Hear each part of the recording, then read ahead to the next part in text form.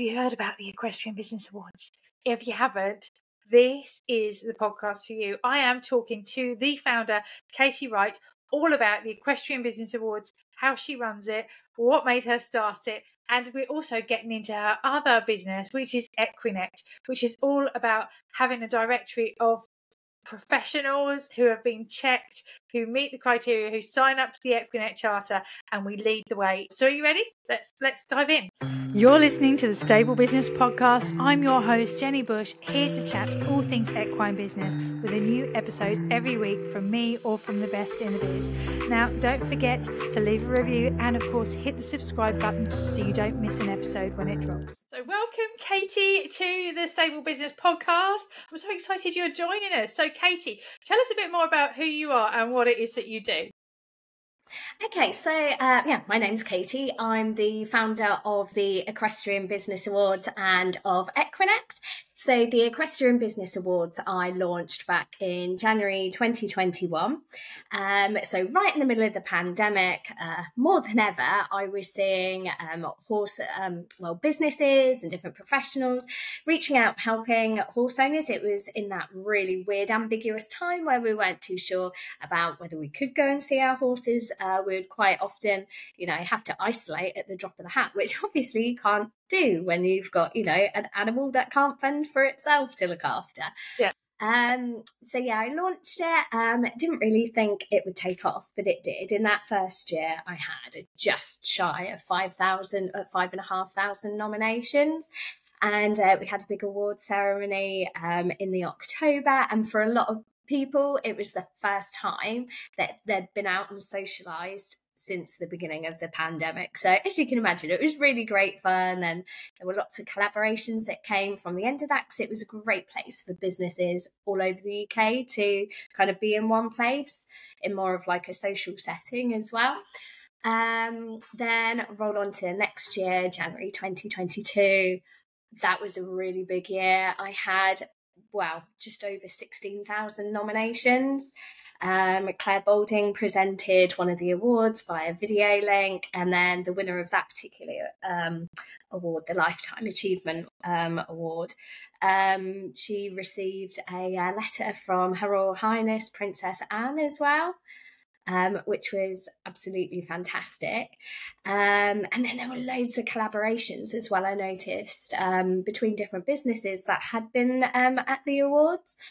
And then last year I had 18,870 nominations, and it's just got bigger and bigger.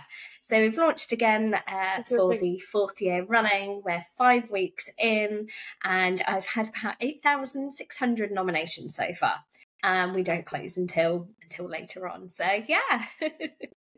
Yeah, because I was just saying, it must be such a work to actually get all those nominations in, and then to count them and organise everything. But I think it's so important, because the industry itself is really hard. It's hard work, and actually to get that recognition, I think it just really can help to sort of boost morale. And so, do you think it's important that people actually ask people to nominate them, or do you think it's just kind of like, just let people nominate? Like, what do you think is the best way of getting those nominations in?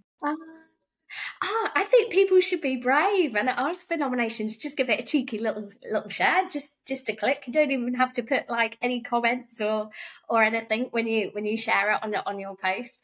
But I love self-nominations as well, because I do read every single nomination. So right from the get-go all the way through the shortlisting period. Most evenings I'm sat there with my spreadsheets, because I love a good spreadsheet, writing down like who's been nominated for which category, how many nominations. It's also, I look at quality of nominations, so the kinds of things that are being said. So I love it when lots of things have been like said about a person or a business for like specific reasons, because that gives more insight and gives more weighting than say to somebody who's got, I don't know, 20 nominations, but they all say 2 or 3 words in them, if you see what I mean.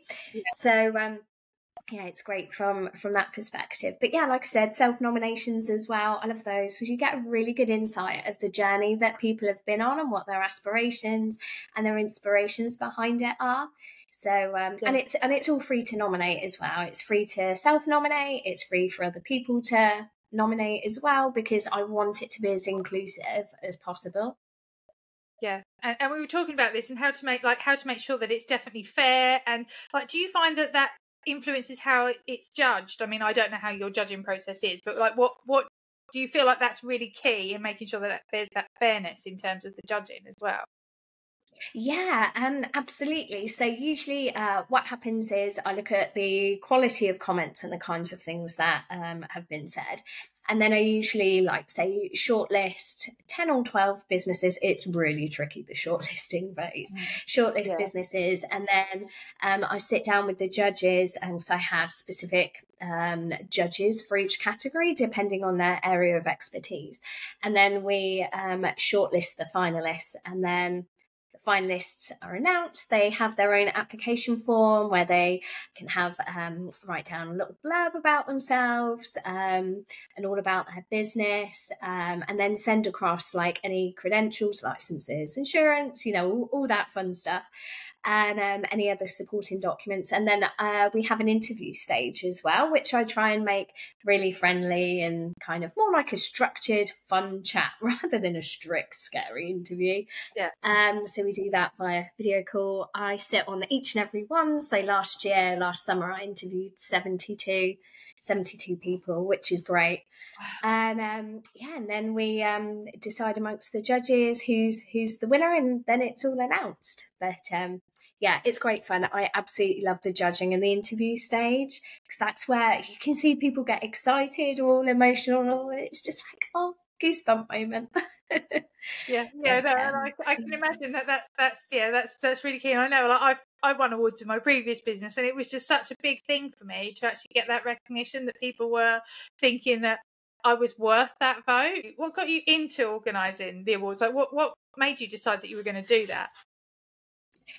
Yeah, I think it's because I come from a non-horsey background, years of begging to ride a horse and have lessons and things. So I started at the age of 11, then eventually loaned my own pony, who then went on to buy. Well, he was in my stable with a little party hat on and some balloons for my 16th birthday. And then his owner handed over a little certificate saying, "Congratulations, here's yours." Best day ever.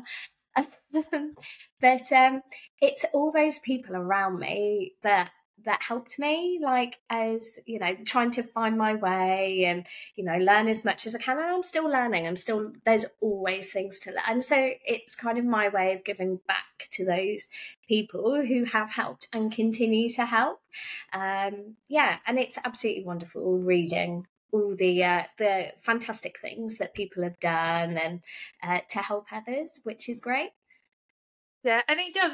I think we forget the ripple effect sometimes of just being in the industry and what we do with our horses and how that impacts people's lives in general, like going forward. And say I'm from non-horsey background as well, and I ended up with learning to ride through a charity, and then that got me into teaching and so on.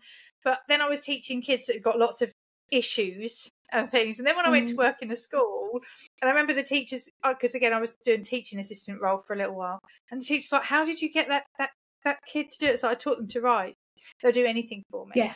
It's because they've got that different level of respect, and it just really changes lives. I still get messages from people that I taught 20 years ago. I think it's so important. We forget. We often think we're just playing around with horses, but there is a bigger impact to that. And I think it's lovely that you're able to give back and give that recognition to people in their businesses as well. It's honestly brilliant. Although, believe it or not, I'm actually a really shy, quiet person, so it's the hardest thing in the world for me to stand up on that stage and things. That's why I have Sam, the host. So he's an international equestrian commentator, and he's brilliant at what he does. So he's like the host and reads out the awards and things like that. But it's the hardest thing in the world to stand up there in front of everyone. But the fact that it's worth it to see people so happy and celebrating one another and celebrating their own successes. And it's great to see, as a result of the awards, people coming together and kind of building business relationships and networking with one another, just in a really, really fun place. The awards evening itself is always good fun. Yeah. That's what I often say to people. It does matter. Like, you need to surround yourself by the right people, and again, people with similar ethoses to you in business. And so, if you can have that network, it gives you that support, because otherwise, it's a lonely old place to be, and nobody kind of gets it as well. Which is Yeah, why and I you set kind of up get stuck in your own bubble. the Equestrian Business Support Network. So it's like, people need that in the industry. Whereas when you're working in other jobs, you've often got colleagues and things that you're seeing more on a regular basis. But just to have that network that you can lean on. And so I love that anybody that goes to the awards is able to build that network. And also, I think when you're at the top, that's where you need to do like where you're collaborating most. Like, the more, if you hang around with the right people, it really rubs off on your business in general. So the other thing that you do is Equinect. So tell us a bit more about like the Equinect directory and the passion behind that. Yeah, absolutely. Well, that kind of came about from the Equestrian Business Awards as well. So it was quite interesting because with some of the nominations and things, there was often like quite a lot of confusion between different people's like job roles or like their area of expertise, and like certain definitions of what it is that they could or couldn't do in that particular like sector or part of the equestrian industry that they worked in.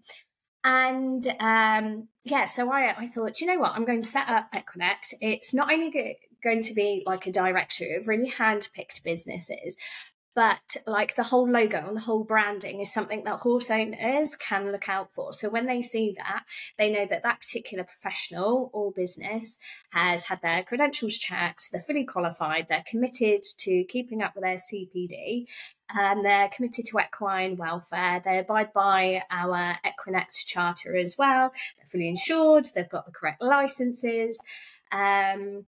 All the kind of stuff like that sits in the background. So I launched that in the summer, and it's just going from strength to strength, really. I mean, for businesses, it's great because you can set up your profile, photos, videos. It's a blogging platform. You can put events on there as well. Be they online or physical events, you can advertise on there, classifieds as well. You can write articles, you can connect with other members, get business leads, and also have the Team Equinect Facebook group as well. So I have that platform, which is absolutely fantastic. And we're just about to launch worldwide with that as well. So that's coming over the next, I'm working on it over this half term because I'm a teacher alongside, I work in a primary school for military children. So I kind of do that alongside running the awards and Equinect as well. And so working on that this week, and it should be ready to launch, I reckon, probably by the end of March, because I've had so many inquiries with people from America, the Middle East, Australia that really want to join like equinect.co.uk, and I thought, you know what, like the time's right to do it sort of worldwide, particularly in countries, where there aren't so many qualified people, but perhaps they're moving towards a similar sort of mindset that we have. So I've certainly noticed that in terms of America, in terms of like the saddle fitting, the equine therapist, farriers, more and more people are choosing to go down a qualified route. So I'm sort of getting ahead of the curve a little bit there. And actually, in terms of talking to various people who have been involved with the awards, either as nominees or sponsors, that kind of thing, there's a few more that are wanting to look to launch in America as well. So it's kind of mutually beneficial. So I'm really excited about that. And I'm also a director of a equine assisted therapy, CIC as well, Rangers Riding Ranch. So that's great, because that's SEND children. That's who I work with at school, which I absolutely love. Military as well. The children are teacher military. Rangers Riding Ranch is supporting current and serving military personnel as well for therapy. So it kind of, it's great. Oh, wow. So you got your fingers in a lot of pies. How on earth do you manage to do it? Because I say a lot of the time people have got all these sort of different projects going on. Like, how do you find that you're able to manage all those projects effectively? I'm a huge fan of compartmentalizing things. So I have everything mentally in its neat little box. I do certain things on certain days. Obviously, like with school, there are certain deadlines and I can't rock up to school with no lessons to teach. And, it's quite tough going if there's been a battalion change where most of the school have gone to Cyprus or they've come back from Cyprus. So there's lots and lots of work to be done there. So I have to be really strict with my time and organised with that. Then, of course, try and coincide it all with the Equestrian Business Awards. So you'll probably notice that if you look at the timeline for the awards process, so when the nominations are, that's always in January because that's kind of my quietest time in school. And all the key periods happen around school holidays. So like the interview stage is always over the summer because I'm off school. Yeah. So I can interview all day, every day. So that works quite well. I've kind of got it down to a T. Everything fits in its nice little box and never shall they cross. Yeah, no, it's what I often say to people. You have to be a bit intentional with it and just not let everything sort of blend into everything. It's like, no, this is the time I work on that and this is why I do this, and then it just makes life easier in terms of organisation and everything else. And so what I love about like you doing the Equinect stuff, and I know I joined recently, and again it is going through ticking all those important boxes, and I hear a lot of that from particularly riding instructors. They get really fed up with people that are out there and they're teaching and they're doing it and they don't have the right insurance. They're not doing their CPD. They're not aware of a lot of the issues that are going on in the industry in general, and that's then causing more harm, because especially around like social licensing and things like that. I think it's really important to have that in terms of value. Like, have you noticed that, or have you seen that happening from your members? Yeah, absolutely. Like there's definitely much more of an awareness of that amongst the professionals, not so much like amongst the clients, although word is getting out. I completely agree with what you're saying about social license to operate. We need to be really mindful of that. More and more people are. I find it quite interesting with the increase of things like pony parties as well. A lot of people don't realise that actually you have to be licensed depending on which local authority you're under. There's a few operating out there that aren't necessarily licensed because maybe they don't know that they have to, maybe they're not familiar with their local authority. And then obviously that has all sorts of implications in terms of insurance and the legalities of that. And I think it's quite interesting as well in terms of charities and the definition of a charity. So in previous years, I've had people nominate for the Charity Year Award. However, when you dig deeper, they're actually a registered business. So not even a CIC or a charity. However, those lines have been blurred. So I think it's really important. I mean, it's not to say that they're not doing a good job. It's just that awareness of the difference amongst lay people of all those different organisational structures. Yeah, definitely. And there is a lot of sort of legal structures. And what I often say to people when they come to me is like, no, you're going to have to go and do the research. I can't always advise you on that. You need to go away and do the research. But I can advise you that there is a licensing law and there is ways of setting your businesses up and setting charities up. I know I've been a charity trustee, so I've got a good idea of some of the things that are involved in actually running a legal charity. But yeah, and I think, there is ignorance is not a defense in those terms, is it? It's like, if you're going to do it properly. Like, go out there, research, and people are there to support you to make sure that you get that done. And I think that's really, really key. Like, I don't want to ever see anybody fail if they've got that genuine need and want to do stuff, but let's do it properly. Do you agree with that? Like, is that something that you... Yeah, absolutely. And one thing that I've certainly learned since running the awards and Equinect is there are so many people out there that are happy to help. And sometimes you have to put your brave pants on and just ask for help. I mean, I'm exactly the same. I'm the kind of person that's like, nope, I've got it all in hand. It's fine. But actually, it's been a bit of a learning journey for myself to get out there and network with others. And yeah, I think that's really important for people to do that, because one thing that I have found in terms of attitudes and things changing, particularly in the equestrian community, people are pulling together and saying, actually, there's room for everyone. We can all support one another. And there's so much advice and help out there. There's always somebody to point you in the right direction. So yeah, my one piece of advice would be to always reach out reach out to others. If you've got an idea or you're stuck on something, just to ask. Find the right people, like find your tribe. So we were saying about this. That's why I set up the Equestrian Business Support Network, because I wanted people to have that tribe of people who are all on the same page. The whole point of the support network is to support other businesses. So either that comes from me or from others. And I say often, just go in there and ask, because you'll be surprised in wealth of knowledge.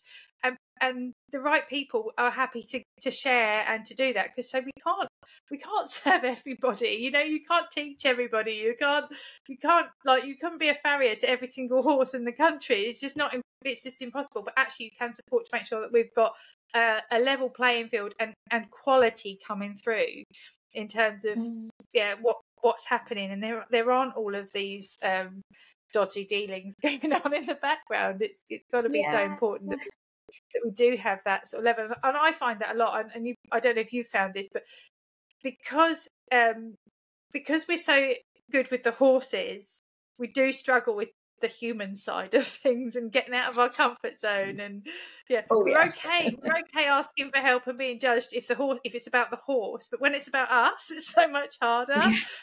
When it's our lives, when it's our things on the line. And I say to people, just don't let your ego get in the way. It's because those that really care will support you and won't mind and ask all these things. And I know it's really hard to put yourself out there and promote your business and get out there, which is why I love what you're doing with Equinect, because it gives people another opportunity to get those extra links, to get in front of other people. Like, what would you say your best advice is around that, like how you've built what you've done? You mean in terms of getting your name out there and things? Getting your name out there and getting in front of people and and building those connections. I definitely think being consistent. Being consistent. I found social media has been great for that, and also what's the worst people can say? No. As well. And I think as well, one thing that helps with me, I know I saw in your group this morning as well, there's somebody else that's very much like me in terms of I'm actually really shy. And, when I go to shows and things, I know I should approach other businesses, but it's just not in my nature. I feel really awkward, and you can see it's even making me feel a bit cringe because I don't really know what to say or do. So one thing that I have found is having a script in your head, okay, have a script in your head. This is what I'm going to say. A bit like I do with teaching, really, when you deal with certain situations, or perhaps a child's having, a problem with their peers. You always have scripts in your head of what to say and do to support that child and to help them learn how to deal with that social situation. So I've kind of taken that principle and thought, you know what I need to do? Take a leaf out of that book and kind of live by what I'm trying to teach and do it myself. And at least, at the very least, you're getting your name about, your ethos and values, and just connecting with other people. And to me, that's the main thing, because there's so many different ways we can all kind of support one another. So and you just never know what comes from it. And I know even my daughter was saying she was going to go out and look for jobs in the next couple of days. And I said, well, the worst they can say is no. And you'll have still won, because you'll have grown. You'll have got out of your own way. You'll have learned something. You'll have gone, oh, okay, that's not so bad. I'm not going to go and take that rejection as I'm going to, my life worries me and I'm going to go and cry. It's actually, it builds that resilience every time we go and do that. And to be fair, a lot of people think that I'm quite outgoing, but I'm very introvert, and I also struggle. And even last year, I did a video at the National Equine Show, and I wanted to do that when before I went, but I went for 2 days. I went for both days last year, and the first day I went with everything, and I was kind of I couldn't get the courage up to do it. And it's and in the end I had to give myself a bit of a pep talk, going, no, I'm going to do it. I think it was made worse as well because my husband and my daughter were there and kind of following me around. No pressure. So they was they were kind of watching me. And so the next day I was like, can you just leave me to it, because I've got to do this thing and I'm quite nervous about it. But actually, and I just went and started looking for the familiar faces, and then I picked up the confidence to talk to people that weren't so familiar. And when I did that, the impact on my business has been brilliant, actually, from just going around there and talking to people. And I did some little videos, because I said, how can I help them? Because again, that's a big part of what I do, is I just want to do whatever I can to help those businesses where they are. So I was making little videos and sharing their stands and having a little chat with them, just really, really quick few questions, tell me about what you do, and then I put that out there. So they also got something out of it as well, because it's like, actually, if I can show my value in terms of that really helps. And I think you just got to make it not about you sometimes, is what I often say to people. It's like, how can you help them? Absolutely. Like, what can you do? And how they can see the value in it too, and go out there and like seek connection and find out about them and what kind of, like you said, put your own thoughts and feelings to one side, because quite often the thought of doing something is a lot worse than actually just cracking on and doing it. Yeah. And then once you've kind of compartmentalized that and put that in its own little box again, and just get talking to people and find out about them and, you know, their story and, you know, what they've got to offer as well, then that's that kind of, the conversation then sort of takes its you know, a form of itself, its own lead and things. And so I say, even if they're not your people, even if they're not right for you, sometimes I say just have like trust, because you'll be surprised who knows who, like those connections, how they pay off down the line. It's like, oh, I need somebody that knows this, and that person knows somebody, and they know somebody, and it's just a really, really important thing, is to get that network, to build that network up. So I think it's really great that they can do that with the Equestrian Business Awards, and also with Equinect. So, like, what would your top tips be for somebody that's thinking, should I share the award? Should I ask people to actually nominate me, and why they need to nominate me? What would you tell them? Yeah, absolutely. Go for it. Definitely, you know, ask for nominations, put yourself out there a little bit. And it's the great thing is it's in a very kind of, it doesn't involve actually going up and talking to people as well. You can do it all through social media because the link's direct to our website. And the great thing is as well, it's really good for getting feedback, because even if people don't make it through as finalists, once like the sort of nomination period is over, if people ask me, I'll always send across the comments that have been made, obviously redacted because of GDPR, so you can't see who's nominated, but you can kind of see the comments that people have made, which is a really great way of finding feedback as well. So yeah, definitely put yourself out there, be brave. If I can do it and be brave, other people can too. And you know, it's something that's quite, you know, subtle, and it doesn't take too much, you know, too much courage as well. And the same with the Equinect as well. Definitely reach out. It's so super friendly. That's what it's about, bringing each other up, elevating your reputation. You know, showing that you do have all the credentials, the licenses, and you know, that helps to raise standards and keep those standards and expectations high, and kind of set yourself apart from others. But then at the same time, through Team Equinect, you're also meeting lots of like-minded, super friendly people, which is what we want. We want to build this community. We want the equine industry. I think I always got this vision for the equine industry to actually be supportive, to really boost up. We're not what people used to think we are, and actually create that community where we can all support each other even more. So if somebody wanted to get hold of you or to find out more about what you do with Equinect, like, where do they need to go, Katy? So for Equinect, we have, the email address is hello@equinect.co.uk. We also have a Facebook and Instagram page. So if you put in Equinect or Equinect UK, the social media handles, then you can just message directly through there as well. Always have my phone nearby, so I always reply straight away, more or less, unless I'm at school, in which case it will be outside school hours. Yeah, and I would really advise doing it. Like, I'm a member. I really like it. I think the platform's brilliant. I found it really easy to actually sign up and to get everything going. Other than I had to search around for some insurance certificates and things, because like, oh no, where have I hidden these?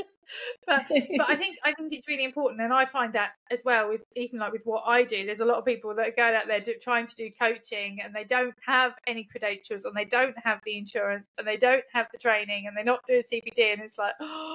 So I think it's really important, and it was quite nice to know that you were checking that for me, and it's like, actually this is a badge to say, no, you've looked and checked that I've got things that I say I've got, rather than me just saying I can do it. And I think it's the same in a lot of the industries. We've got to make sure that we're shining the light for leading the way in the equine industry, definitely. Yeah, So, absolutely. And giving peace of mind to others, and, you know, like you said, shining the light, leading the way for others. Like, this is the standard, this is, you know, what you should expect from your professional, or from your business. And actually, it's been really great, the amount of CPD that people are doing, like, that they send across to me, like, oh yeah, I've just done another one. I'm like, wow, this is really cool. yeah. Yeah, so I'm forever doing CPD as well for the pony club and stuff like that, because I'm one of their assessors. So I do a lot of stuff that side, but so I don't do that as a job. This is my full-time job, but that's just kind of like keeping my hand in, because I've got the experience, I've got the training, and it'd be a shame to waste it. But also it's nice for me to know that for the people that I'm working with. And a lot of people often say to me, well, how do I do this, and what's going on in other circles? And so I think that's quite an important thing, to have that. So what would your top tip, like finishing off the podcast, like what would your top tip for everybody that's listening, like, be in terms of like moving their business forward, getting themselves into a position where, you know, they are that leader and they are seen as being like the expert? Like, what would your top tip be? This sounds really cheesy, but it's true. You have to believe in yourself, visualize it, see yourself there. Like, you are worth it, you are worthy. Like, the amount of times I've interviewed people for the awards and they've been like, oh, I just didn't think I was worthy or worth it. Or, you know, people appreciated me. Trust me, people believe in you more than you believe in yourself. Therefore, you should believe in yourself. Put yourself out there. Take a risk. You don't have to jump straight in at the deep end, but slowly.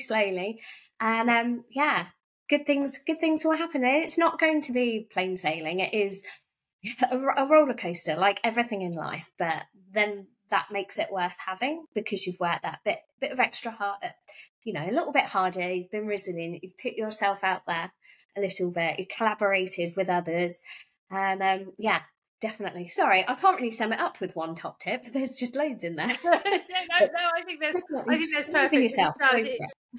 Yeah, it makes such a difference. I often say you've got to raise the bar, and the first step is to always, your belief. Like, check you've got your belief, then do some actions, and then look at your results and review them, and that way you can actually keep things moving forward all the time. Because so if you don't have that belief, you're not going to do the actions to move it forward, and that's so important. So that's a great tip. So thank you so much for joining me today, Katy. And do make sure you head over and go and check out the Equestrian Business Awards, and also go and get yourself on Equinect, because it's a great way of actually building those extra links to boost your websites and to get your business seen by more people. So thank you so much for joining me, and I can't wait to see you. Thank you so much for having me. Yeah, it's been an absolute honour and everything. I've been following you for ages, so it's been like fantastic to chat with you, and get to know you a little bit more, and be part of what you do. Keep it up, it's awesome. Yeah, and saying if we can use the Equestrian Business Support Network to boost it, let's do it. Let's get out there and absolutely get more people there. So thank you so much, and I'll see you soon. See you soon.